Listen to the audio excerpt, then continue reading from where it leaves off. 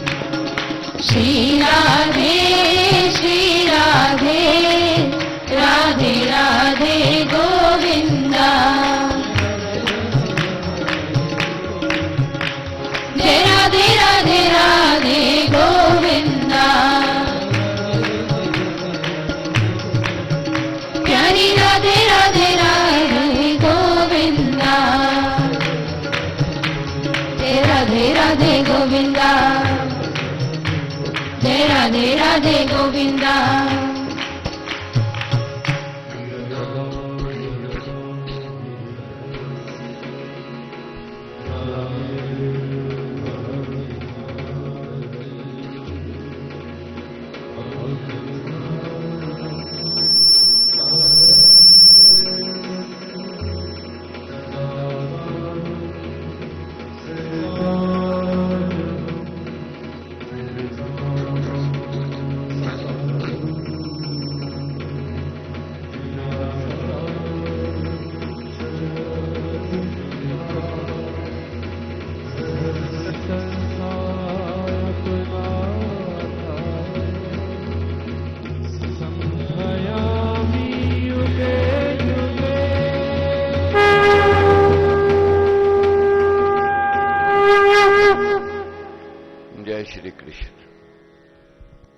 अर्जुन ने अपने कर्म में पाप दोष देखे और अर्जुन कहने लगे कि मैं युद्ध नहीं करूंगा।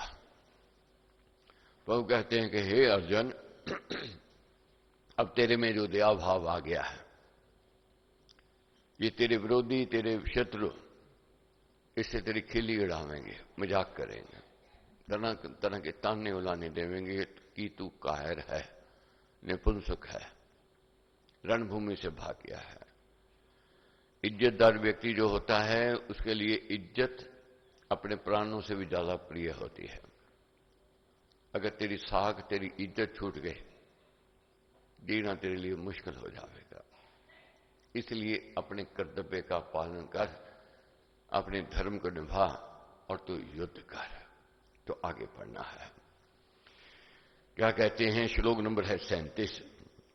हे कुंती पुत्र, ये निश्चय रख कि यदि तू धर्म में संग्राम में मारा गया तो स्वर्ग को ऊंची गति को पाएगा, और जीत कर यदि तेरी विजय हो गई तो पृथ्वी के भोगों को भोगेगा, तब तू राज्य को प्राप्त कर लेगा। इस कारण युद्ध के लिए निश्चय करके तू खड़ा हो जा। प्रभु क्या कहते हैं? हे अर्जुन, तू युद्ध कर। युद्ध में अगर तू मारा भी गया तो तेरे को स्वर्ग लोक मिलेगा। क्यों? तू अपने कर्तव्य का पालन करता हुआ जा रहा है। अगर तू युद्ध में जीत गया, तेरे को राज्य साम्राज्य का सुख मिलेगा, भोग भोगेगा, और सुख और दुख को, हानि लाभ को और जय पराजय को समान जानकर फिर तू युद्ध के लिए लड़। इस प्रकार सम एक रस मानस दृष्टि हो जाने से तू पाप को नहीं पावेगा। अगर तेरे को ये कामना नहीं रहेगी कि सुख और दुख के, अपने कर्म में रुचि रखेगा, तो तू कर्म में रुचि रखता हुआ कर्तव्य कर्म करता हुआ पाप को नहीं पाएगा।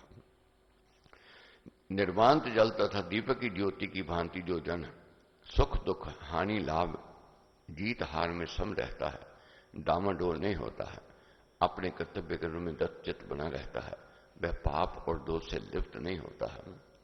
पाप तो राग द्वेष रूप मानस विकारों की विषमता से कर्म करने पर ही लगा करता है।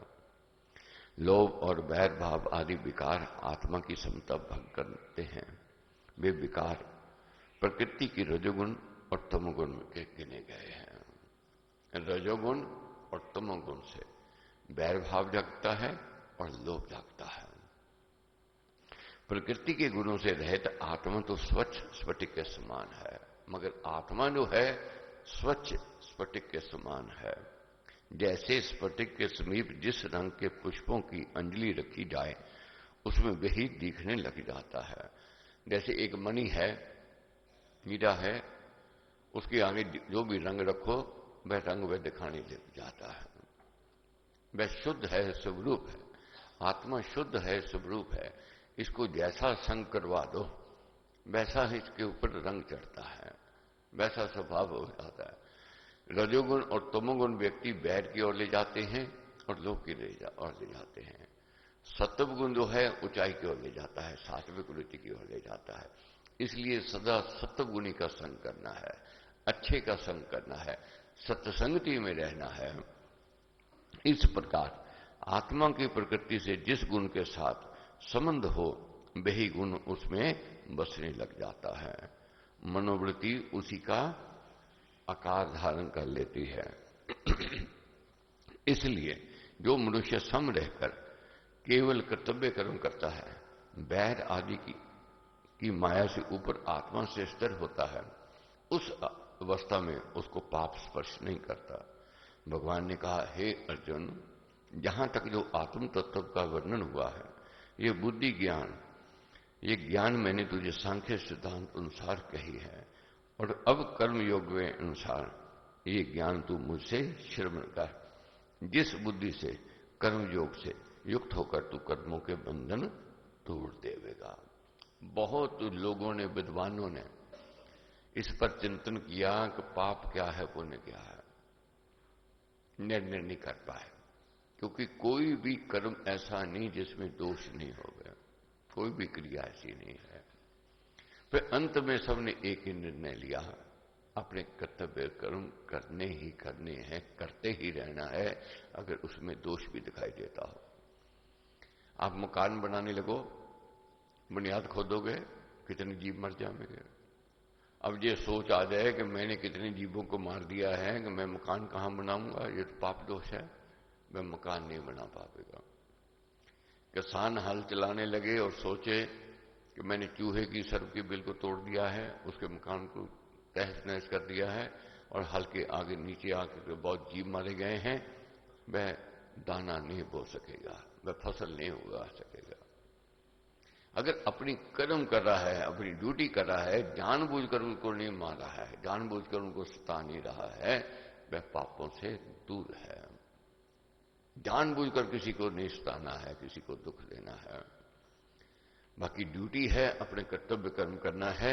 उसमें अगर दोष भी दिखाई दे रहा है, जैसे अग्नि जलाते हैं उससे भी जीव मरते हैं, अगर जानबूझकर किसी को मारो वह पाप दोष हो जाता है। मगर अपनी रक्षा के लिए किसी को मारते हैं, जैसे कॉकरोच मारे, मच्छर मारे, वह व्यक्ति मारता है।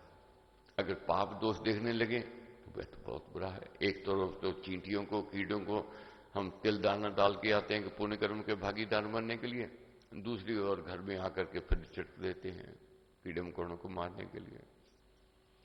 अगर दोष देखने लगेंगे तो ये जीवन नहीं चल सकता है। केवल अपनी ड्यूटी, अपना कर्तव्य और स्वयं जीवन को बचाने के लिए, व्यक्ति स्वयं रक्षा के लिए अपने कर्म जो कर रहा है वह करने ही चाहिए। अब आगे प्रभु ने क्या कहा। प्रभु कहते हैं, भगवान ने कहा, हे अर्जुन, जहां तक जो आत्म तत्व का वर्णन हुआ है वह बुद्धि, ये ज्ञान मैंने तुझे सांख्य सिद्धांत अनुसार किया ही है, और अब कर्मयोग के अनुसार ये ज्ञान तू मुझसे श्रवण कर। जिस बुद्धि से कर्मयोग से युक्त होकर तू कर्मों के बंधन तोड़ देगा।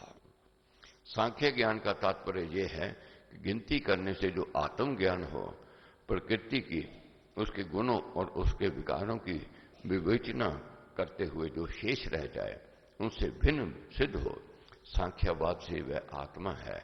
ऐसे ही देह में घटना बढ़ना होता है, ये परिवर्तनशील है। इंद्रियां भी प्रकृति का विकार हैं। मन और बुद्धि की वृत्तियां सूक्ष्म प्रकृति का अंश है। ये सब बदलने वाले अंग हैं। ये शरीर में हर समय परिवर्तन हो रहा है। जहां तक भी मन और बुद्धि अति सूक्ष्म है, मगर इसमें भी परिवर्तन है।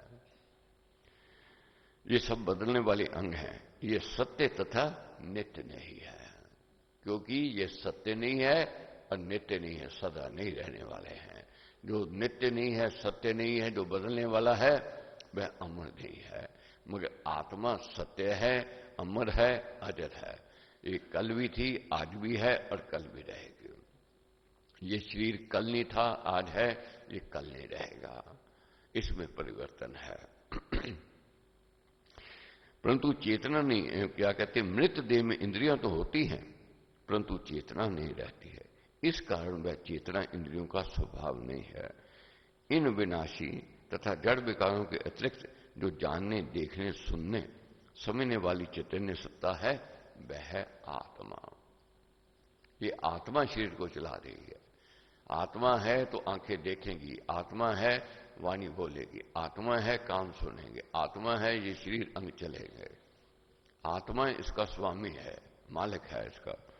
वह प्रकृति विकार ना होने से अमर अविनाशी वस्तु है और वह पांच भूतों में से किसी भी भूत का विकार नहीं है। अतएव नित्य पदार्थ है, वह सूक्ष्मतम है, इस प्रकार अछिन्न है और ये अभिन्न है। उस आत्मा का स्वभाव स्वरूप ही ज्ञान है।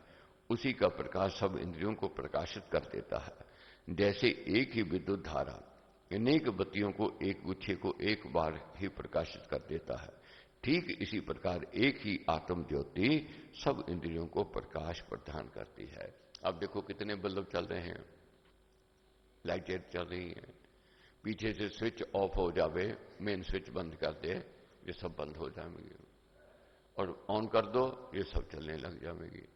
जब तक चेतन अंदर है, ये सब प्रकाश चेतन इंद्रियों को दे रहा है, शक्ति दे रहा है, और इंद्रियां काम कर रही हैं। चेतन इसमें से निकल गया, ये सब बल्ब फ्यूज के प्रकार है, नहीं काम करने वाली है। आत्म सत्ता तो सत्ता प्रकाश है, चैतन्य है, उसका देह के साथ, इंद्रियों के साथ, मन और बुद्धि के साथ स्वभाव संबंध है। ये सब उसके अपने साधन हैं और वह इन सब का शासक स्वामी है। आत्मा मालिक है इसका। आत्मा परमाणुओं से भी सूक्ष्म है। परमाणुओं में चेतनता नहीं है, उनमें केवल कंप है, जो किसी प्रकार जीवन तो कहा जा सकता है, परंतु उसे जीव आत्मा मानना भारी भ्रम है। परमाणुओं के दो विभाग ऐसे हैं जिनको रजोगुण और तमोगुण कहा जाना चाहिए। सत्वगुण शक्ति के रूप में सब परमाणुओं में समता से रहता है। ऊपर के दोनों विभाग विद्युत ही कहे जाते हैं। ऐसे कंपयुक्त परमाणुओं से ही सब संसार बना हुआ है। इसलिए इसमें कंप है और तथा गति है। गति के परिणाम की उत्पत्ति, लय, बनना, बिगड़ना और नाश आदि माने जाते हैं। आत्मा परमाणुओं के पुंज से नहीं बना है, वह अप्रकृत सत्ता है। इस कारण वह स्वरूप से अचल और अविनाशी है। परमाणु पुंज समय व्यवस्था में केवल होना मात्र होता है, वह शक्ति रूप ही कहा गया है। वह परमाणुओं की शक्ति, उनका अचित अस्तित्व परमात्मा के भाव में विलक्षण रूप से विद्यमान है। सब जीवात्माएं पारब्रह्म की अचित सत्ता के भाव रूप से विद्यमान समझे गए हैं। यही सांख्य ज्ञान है। वही कलांतर में थोड़े से विचार भेद से वेदांत बात बन गया। बुद्धि योग से भगवान का तात्पर्य कर्म योग और भक्ति योग है। कर्म योग भक्ति धर्म बुद्धि सिद्ध है। युक्ति युक्त है और ज्ञान गम्य है, कोई कल्पना नहीं है, निरापरोक्षवाद नहीं है, मनुष्य का स्वाभाविक धर्म है। इसी कारण इसको बुद्धि योग कहा गया है। कर्मों का करना स्वभाव सिद्ध है। संसार में कोई भी मनुष्य कर्म किए बिना नहीं रह सकता। इसलिए कर्म योग का दर्शनवाद, योगतित्व और बोधक है। इसी कारण इसको बुद्धि योग कहा गया है। कोई भी व्यक्ति कर्म किए बिना नहीं रह सकता है। कल हमने पढ़ा है कि दिन रात अंदर हमारे संघर्ष और युद्ध हो रहा है। अच्छे कीटाणु और बुरे कीटाणु हर समय आपस में युद्ध कर रहे हैं, लड़ रहे हैं। कभी अच्छे कीटाणु बढ़ जाते हैं और कभी बुरे। जब बुरे बढ़ते हैं रोगी हो जाते हैं, अच्छे बढ़ते हैं तो हम स्वस्थ लाभ करते हैं। तो अंदर दिन रात संघर्ष चल रहा है। और एक जगह जख्म हो जाए तो हमारे जो शरीर में जो रक्ताणु हैं बड़ी तेजी से गति से शस्त्र उठाकर उस ओर भागते हैं, उसकी रक्षा करने के लिए, उसको स्वास्थ्य लाभ देने के लिए। यही जीवन, यही जो बात हमारे शरीर में है, यही समाज में है, जाति में है। जहां अधर्म होता है, जहां अन्याय होता है, वहां फिर शस्त्र लेकर के आगे बढ़ते हैं उसका अन्याय का हनन करने के लिए।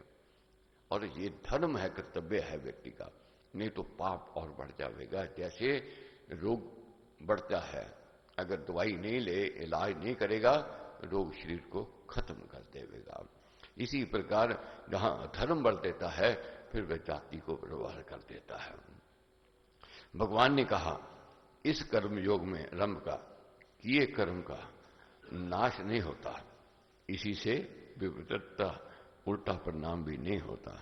इस धर्म का पालन किया हुआ बहुत थोड़ा अंश भी मनुष्य को बड़ी भारी भय से बचा लेता है। जीवन में पुण्य कर्म किया हुआ, ये चाहे कितना छोटा क्यों ना हो, सूक्ष्म तो क्यों ना हो, मगर एक दिन ऐसा समय आवेगा वह एक विशाल वृक्ष की तरह रक्षा करेगा, छाया देवेगा और फल देवेगा। जैसे बीज देखने में बहुत छोटा है मगर उसके अंदर एक विशाल वृक्ष और बड़ा पौधा और फल समाया हुआ है। इसी प्रकार पुण्य कर्म करने ही चाहिए। पुण्य कर्म किए हुए आज नहीं तो कल, कल नहीं तो परसों ये लाभ देवेंगे ही देवेंगे। ये सहयोगी बने हैं कि बनेंगे, इसका फल मिलेगा ही मिलेगा, कोई रोक नहीं सकता इसको। शुभ कर्म का अल्प मात्र संस्कार भी, क्या कहा है, शुभ कर्म का अल्प मात्र संस्कार भी कालांतर में आत्मा को जन्म मरण से बचा लेने का कारण हो जाता है। बहुत बार देखते हैं कि ऐसा भयंकर एक्सीडेंट होने लगता है मगर मालिक बचा ले जाता। गाड़ी देखते हैं, अनुमान लगाते हैं कोई बचा नहीं होगा, मगर जब पूछते हैं कहते हैं मेरे को तो एक झरीट भी नहीं आई, खरोच नहीं आई। क्या है, उसके पुण्य कर्मों ने बचा लिया। बड़ा तूफान, बड़ा पहाड़ गिरता है मगर बचने वाला बच जाता है। कैसे बच जाता है, वह बचाने वाला आता है, बचाने वाला रक्षा करता है। बचाने वाला क्यों आता है, ये पुण्य कर्मों का फल होता है। इसलिए पुण्य कर्म छोड़ने नहीं चाहिए, करते ही रहना चाहिए। फल की चाहना करनी नहीं है, फल अपने आप मिल जाना है, इसको कोई रोक नहीं सकता है, मिलेगा ही मिलेगा। फिर प्रभु कहते मांगने की आवश्यकता क्या है, मांगने की जरूरत नहीं है। इसलिए शुभ कर्म में रुचि रखनी है, शुभ कर्म ही आगे ले जाता है।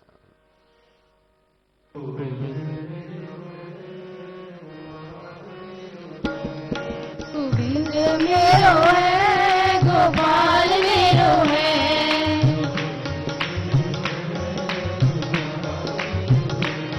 गोविंद मेरो है, गोपाल मेरो है,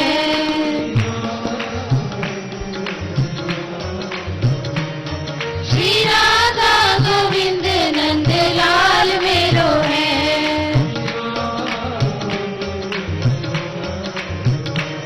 श्री राधा गोविंद नंद लाल मेरो है,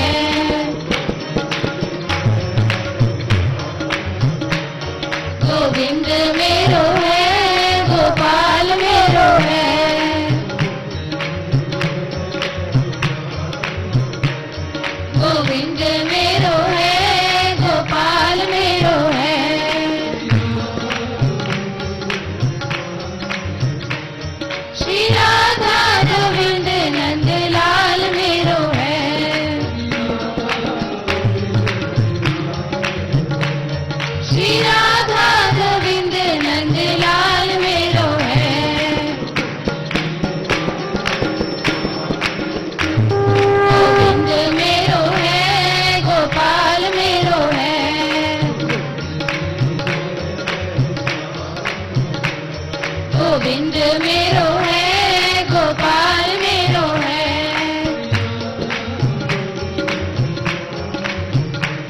श्री राधा गोविंद नंदलाल मेरो है।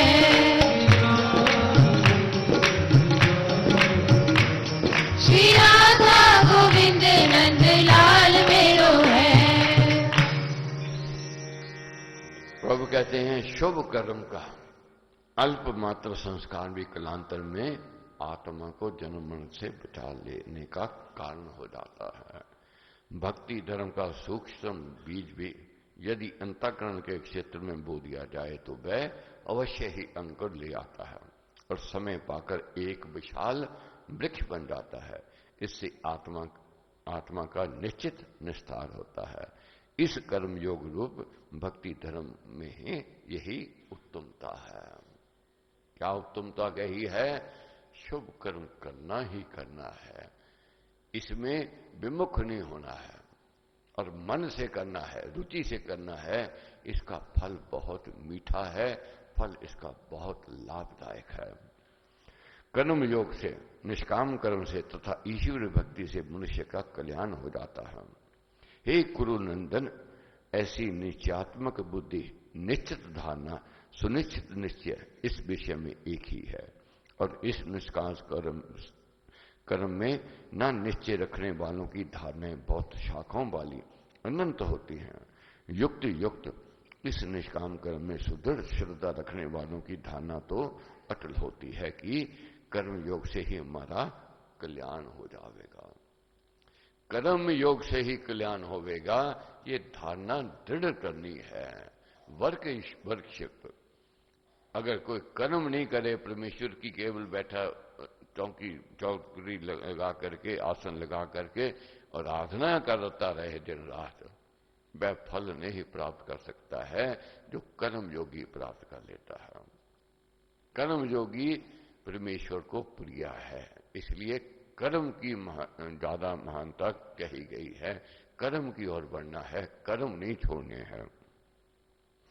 युक्ति युक्त इस निष्काम कर्म में सुदृढ़ श्रद्धा रखने वाले की धारणा तो अटल होती है कि कर्म योग से ही हमारा कल्याण हो जाएगा, परंतु जो जन कर्म धर्म में विश्वास नहीं रखते वह नाना वासनाओं में फंसे हुए अनगिनत देवों के पीछे दौड़ते हैं और उन्हें को स्वर्गों की प्राप्ति के उपाय करने में तत्पर बने रहते हैं। बहुत लोग ऐसे देखोगे कर्म तो करते नहीं, कामना बढ़ी हुई है, इच्छा वासना बढ़ी हुई है, भटकते रहेंगे, कभी उधर चले गए, कभी उधर, कभी इस देवता के पास चले गए, वहां देवी के पास चले गए। किस लिए? हमारी कामना पूर्ण हो जाए, हमारा लक्ष्य मनोरथ पूर्ण हो जाए। केवल प्रार्थना से लाभ नहीं है, मेहर तो मेहनत वाले को ही मिलती है।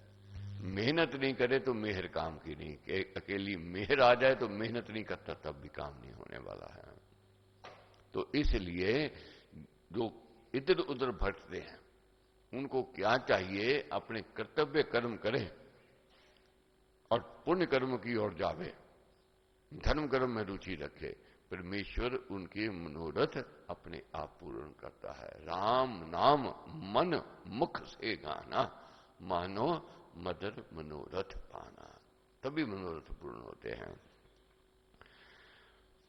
ऐसे शंकाशील जो कामनाओं के पीछे भागने वाले हैं, ऐसे शंकाशील अन्य कुछ नहीं है। ऐसा कहने वाले भोग विलास की कामना वाले, स्वर्गों की प्राप्ति में तत्पर, वेदवाद में उलझे हुए पंडित लोग, जो इस जन्म मरण के फल को देने वाली भोग ऐश्वर्य की प्राप्ति के लिए किए जाने वाले कर्म कांड विशेष भरी हुई खिली हुई लच्छेदार वाणी को बोलते हैं, स्वर्ग सुखों की विचित्र वर्णन मनोहर भाषा में करते हैं।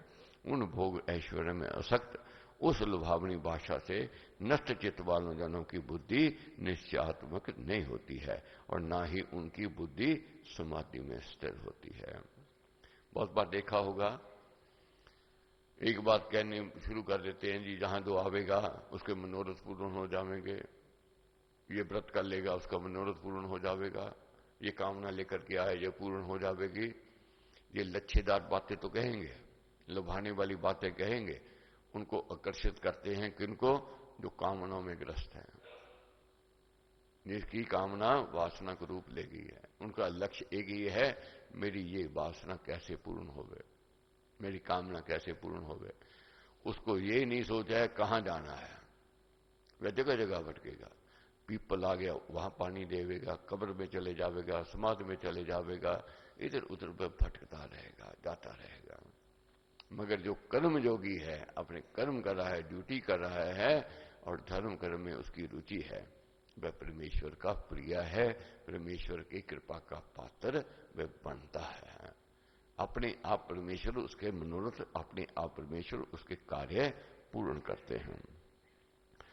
क्या कहते हैं, बहुत खिली हुई लक्ष्यदार वाणी को बोलते हैं, स्वर्ग सुखों के विचित्र वर्णन मनोहर भाषा में करते हैं। उन भोग ऐश्वर्यों में असक्त और उस लभावनी भाषा से नष्ट चित्त वाले जनों की बुद्धि निश्चयात्मक नहीं होती है और ना ही उनकी बुद्धि समाधि में स्थिर है।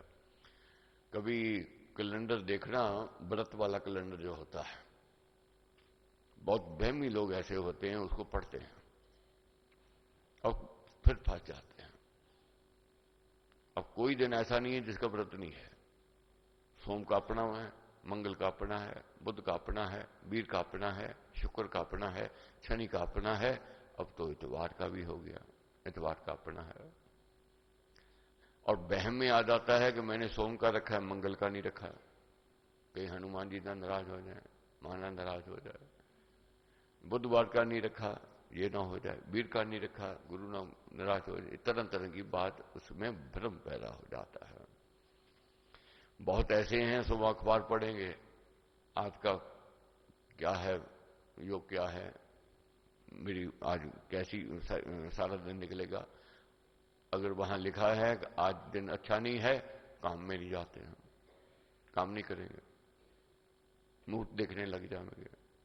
ये व्यक्ति को निराशा की ओर ले जाते हैं, गिरावट की ओर ले जाते हैं, अपने कर्म से विमुख कर देते हैं। कोई भी समय मनुष्य नहीं है। एक घर में मातम हो रहा है, उसी घर में शनाई बच रही है दूसरे में। एक घर में जा रहा है व्यक्ति, दूसरे घर में व्यक्ति जन्म ले रहा है। एक वही कमाई कर रहा है उसी काम में, दूसरा घाटा खा रहा है। वही पल है, वही क्षण है, करोड़ों कमा लिया और उसी क्षण में दूसरे ने घाटा खा लिया। तो समय नहीं, ये अपने कर्म है, अपने कर्मों को साधना है। अगर कर्म हमारे अच्छे हैं तो फल मीठा है, अगर कर्म नहीं अच्छे हैं तो फल कड़वा है, इसको कोई रोक नहीं सकता है। इसलिए कर्म गति को साधना है, कर्म श्रेष्ठ है। प्रभु क्या कहते हैं, कर्म की ओर जाना है।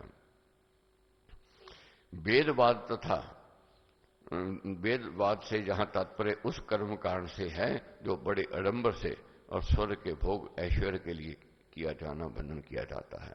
यद्यपि ऐसे वर्णन बड़े सुंदर हैं, चित्त आकर्षक है, प्रलोभन युक्त है, परंतु निष्काम कर्म योग के विपरीत है, केवल अर्थवाद मात्र है, मन को चंचल ही बनाते हैं। उनसे मनुष्य की संसारिक वासनाएं ही बढ़ती हैं। इससे हमारी चंचलता बढ़ती है और हमारी वासनाएं भी बढ़ती हैं।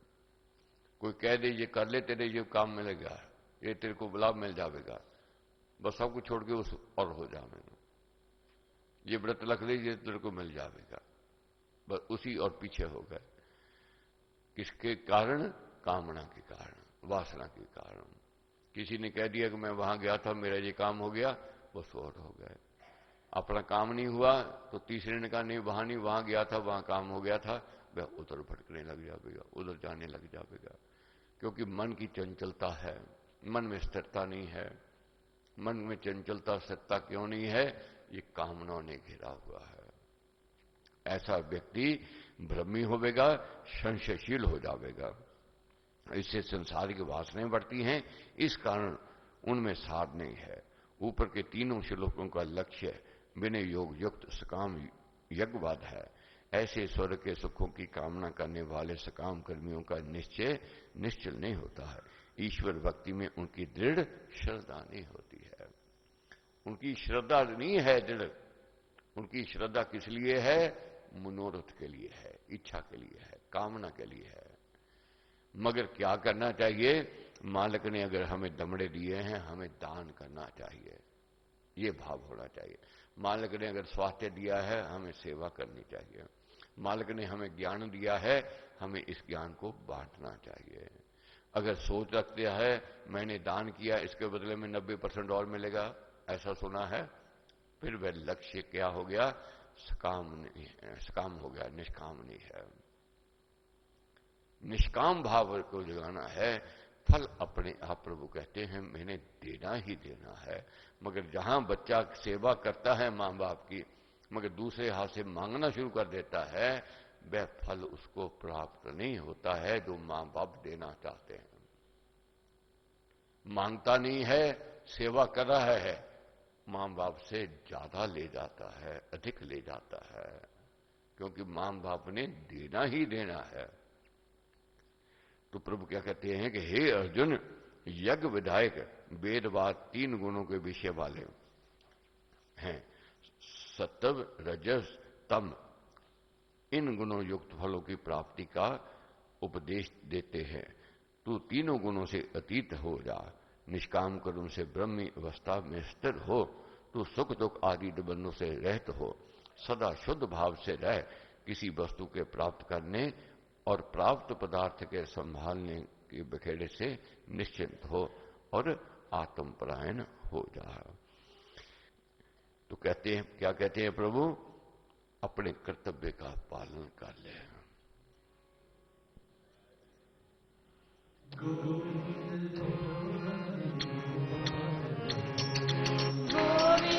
बोलो हरि गोपाल बोलो,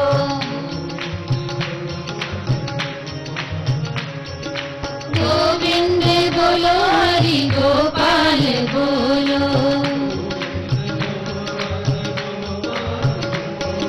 गोविंद बोलो हरि गोपाल बोलो,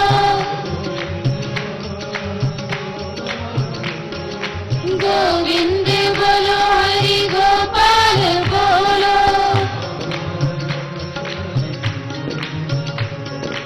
राधा रमण हरि गोविंद बोलो,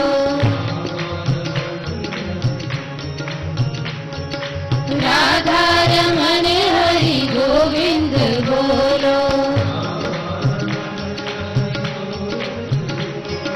राधा रमण हरि गोविंद बोलो, राधा रमण हरि गोविंद बोलो,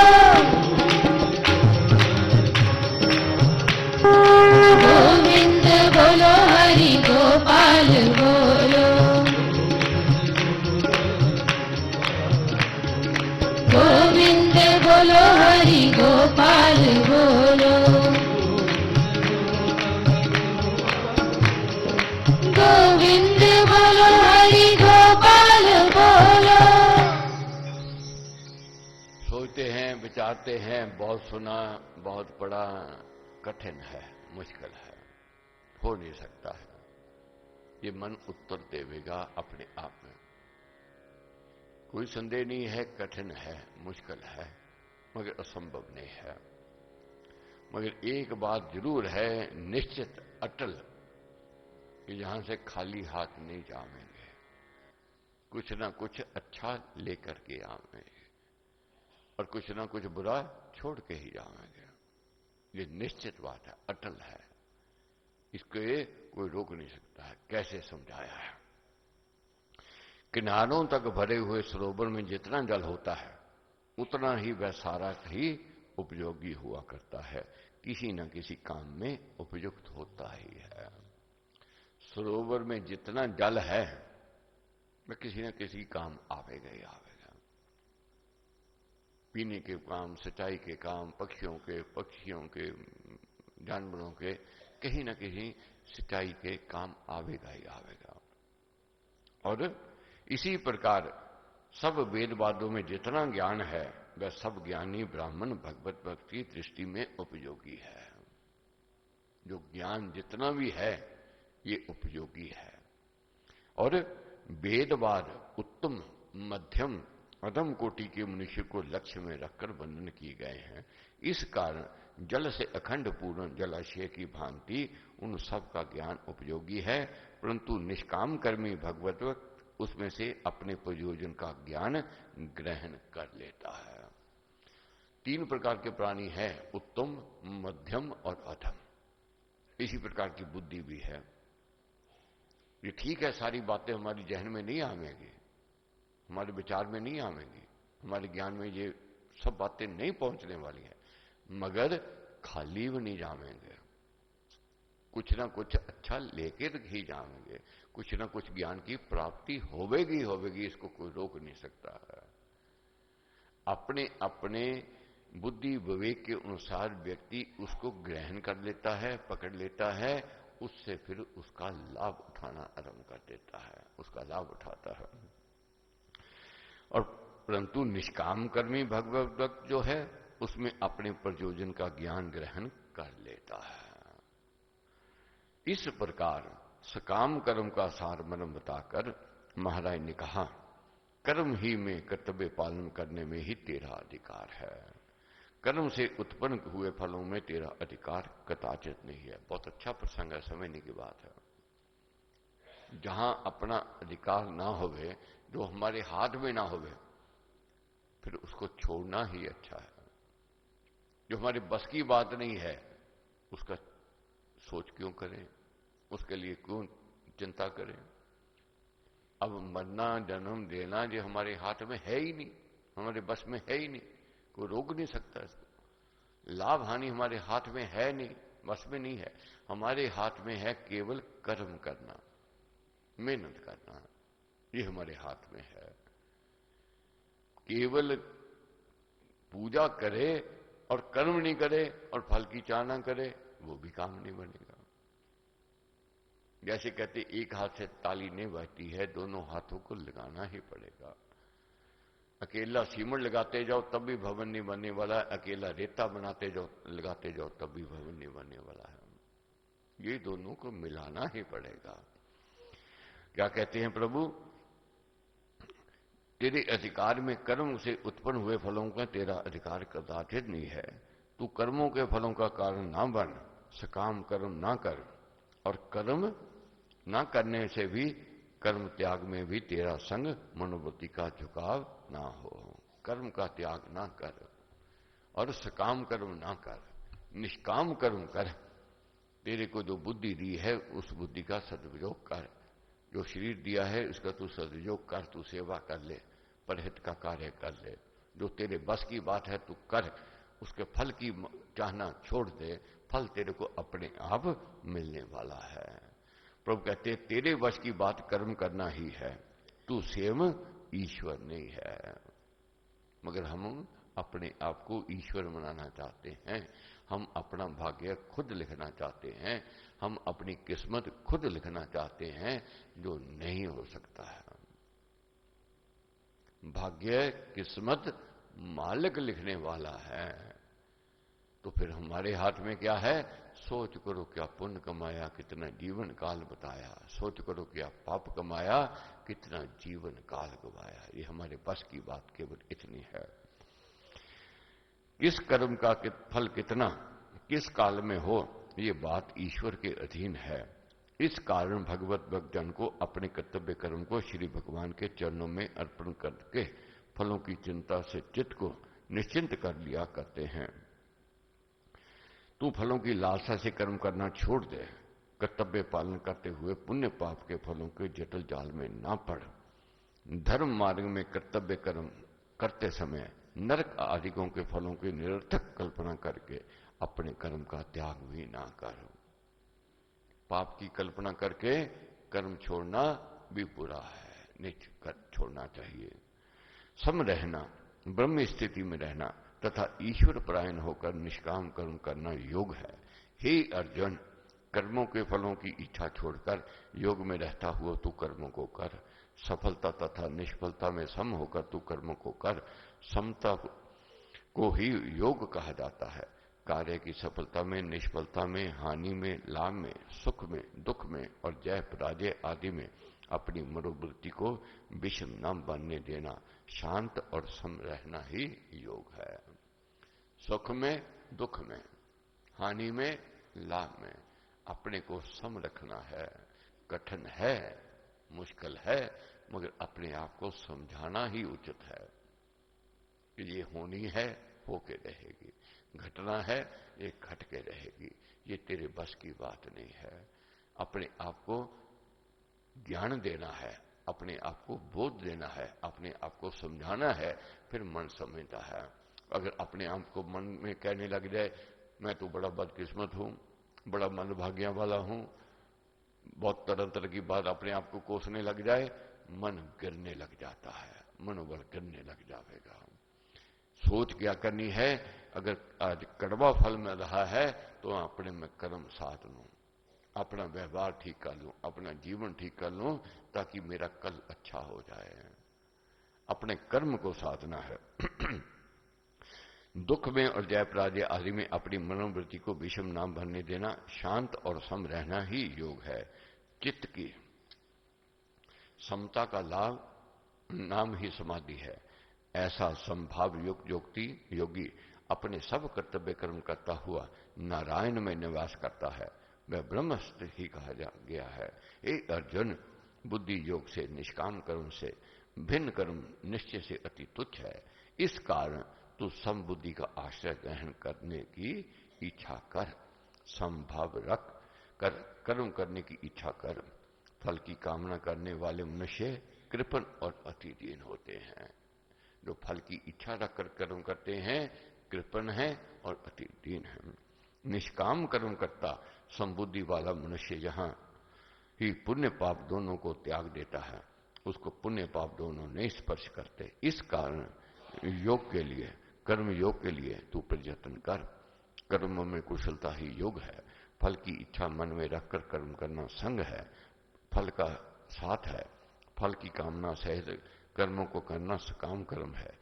भेद केवल इतना है कि यज्ञों में और अन्य अनेक कृत्यों को करते समय जिस कर्म फल का उद्देश्य धार कर कर्म किया जाता है वह संग है, और जो प्रत्येक समय लाभ आदि की मन में चाह करते हुए कर्म किया जाता है वह सकाम कर्म है। कोई भी कर्म करें साथ में कामना जोड़ ले में, ये सकाम हो गया कि मेरे को ये मिलना चाहिए, वे मिलता नहीं है, फिर दुख होता है, फिर दुखी होते हैं। चाहना बड़ी रख लेते हैं, मिलता कम है, फिर भी मन उदास हो जाता है। अगर चाहना नहीं रखी, मिल गया, मन प्रसन्नता में आ जाता है। इन दोनों भावों को छोड़कर कर्म करना मेरा कर्तव्य है, इस भाव से समबुद्धि रहकर कर्तव्य पालना कर्म योग है। कर्म योग में इस प्रकार कर्तव्य भाव और समभावना रखना ही बड़ा चतुर्य है। ये चतुर्य कहा है, यही बुद्धिमता है, इसी की ओर हमने बढ़ना है। ऐसा कर्म कुशल जन सभी कर्मों के लेपों से निर्लेप बना रहता है, उसको कर्मों के संस्कार नहीं मानते। उसके निष्काम कर्मों का परिणाम परमात्मा की परम पवित्र धाम की प्राप्ति ही होता है। जो निष्काम कर्म करने लग जाता है, फल की लालसा छोड़ देता है, वह ब्रह्म धाम की ओर बढ़ता है, अपने लक्ष्य की ओर बढ़ता है।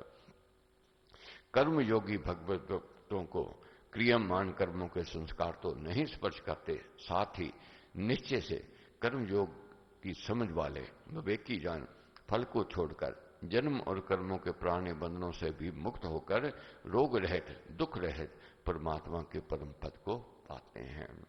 शुभ शुभ कर्मों को करने से उनके संस्कार अंतःकरण को बांध लेंगे। उन संस्कारों के अच्छे बुरे जन्मों में जाना पड़ेगा। इन विचारों को त्याग करके विवेकी जन अपने कर्तव्य कर्म किया करते हैं। उनका दृष्टि बिंदु केवल निज कर्तव्य पर टिका हुआ है। बच्चे बड़ाई करें, प्रशंसा करें या ना करें, ये सोच होवे मेरी ड्यूटी है, मैंने इनकी परवरिश करनी है। ये सोचना होवे ये बुढ़ापे में हमारा साथ देंगे, ये सकाम कर्म हो गया।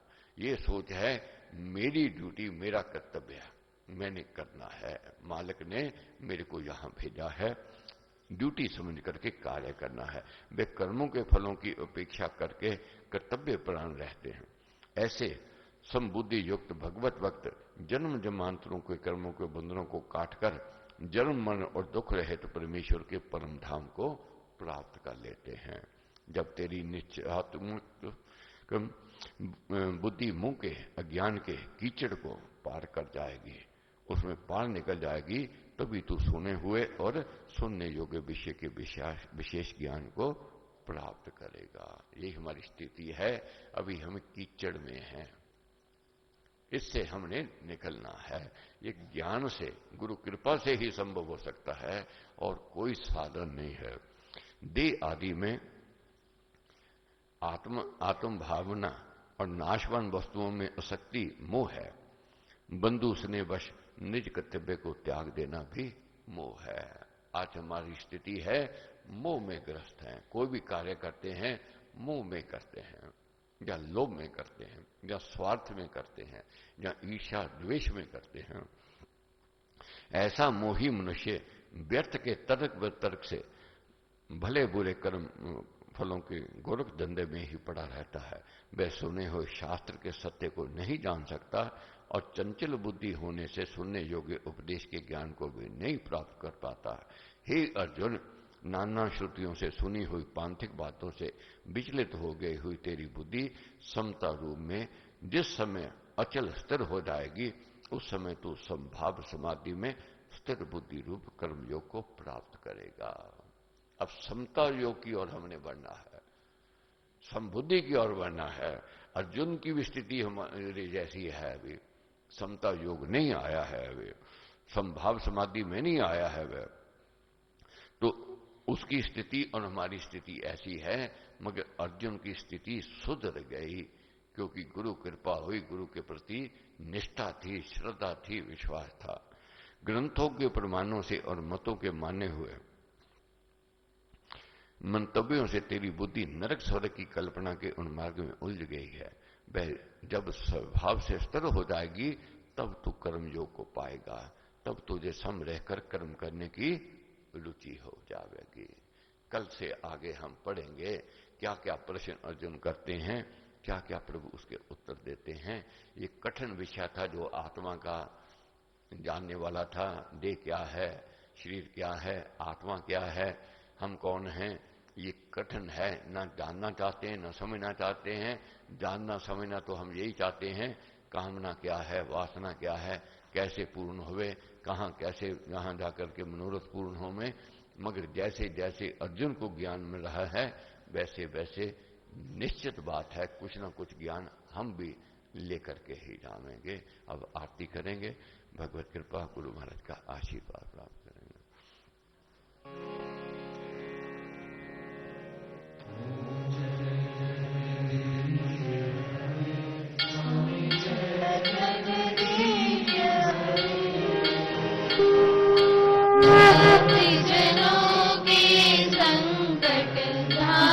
जनों के अवगुण दूर करे।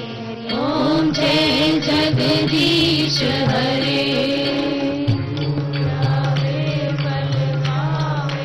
दुख बिन से मन का स्वामी, दुख बिन से मन का सुख संपत्ति घर आवे। ओम जय जगदीश हरे। तुम मेरे शरण पड़ूं मैं किसकी, स्वामी शरण पड़ूं मैं किसकी। बिन और न दूजा, प्रभु बिन और न दूजा। हस करूं मैं किसकी। ओम जय जगदीश हरे। तुम अंतर्यामी, स्वामी तुम अंतर्यामी। परमेश्वर, पार ब्रह्म परमेश्वर। सबके ओम जय जगदीश हरे।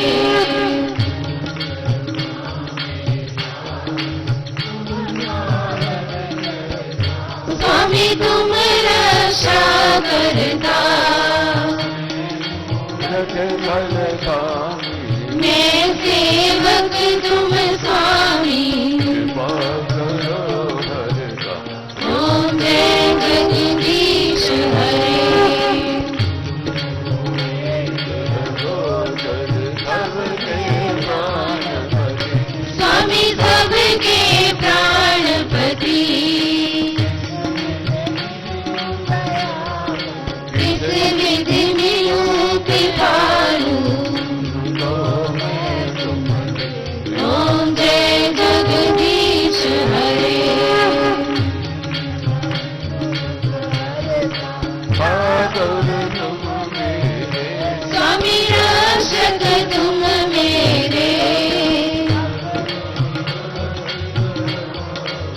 अपनी